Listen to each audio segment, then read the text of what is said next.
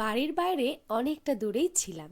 না ছিল কেকের কোনো মেটেরিয়ালস, না ছিল কোনো মেজারিং কাপ, কিন্তু ইচ্ছে ছিল কেক বানাবো, তাই বানিয়ে ফেললাম কেক। সবসময় তো প্রফেশনাল ভাবে কেক বানাই, আজকে না হয় একদম ঘরোয়া ভাবে কেক বানাবো। প্রথমেই একটা ডিম নিয়েছি আর ডিমটাকে খুব ভালো করে কাঁটা চামচ দিয়ে ফেটিয়ে নিলাম। এবারে নিয়েছিলাম গুড়, আর গুড়টা একটু আমি জল দিয়ে গরম করে গুলে নিয়েছি। ঠান্ডা হলে পরে এর মধ্যে দিলাম ডিম। আমার কাছে ব্লেন্ডার ছিল না, তাই চামচ দিয়ে যতটা সম্ভব পেরেছি ডিমটাকে ফেটিয়ে নিয়েছি।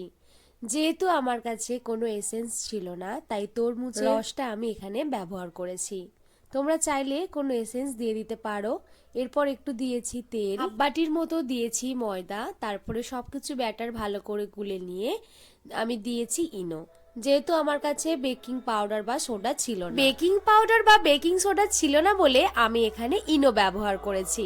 হাঁড়ির মধ্যে জল দিয়ে আজকে ভাবলাম ভাপিয়ে করব, কিন্তু কোনো স্ট্যান্ড ছিল না, তাই কয়েকটা ইটের টুকরো এইভাবে বসিয়ে কেকটা বেক করেছি 20 মিনিটে। এবার তোমরা বলো ইচ্ছা থাকলে সেটা করা সম্ভব কিনা। তাই বলছি, যে কোনো পরিস্থিতিতে তোমাদের ইচ্ছা শক্তি যদি সত্যি দৃঢ় হয় তবে সেই ইচ্ছা অবশ্যই পূর্ণ হবে। আর আমার এই কেক বানানোর ভিডিওটা তোমাদের কেমন লাগলো অবশ্যই আমাকে কমেন্ট করে জানিও।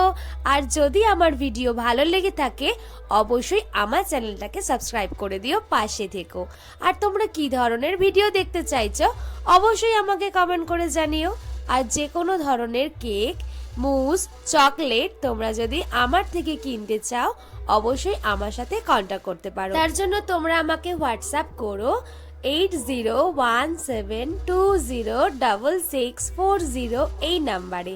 এছাড়াও তোমরা ফেসবুকে কেকস অ্যান্ড বেকস প্যালেস চ্যানেলটা খুলে তোমরা সেখানে আমার কেকের সমস্ত ফটো দেখে নিতে পারো। টাটা।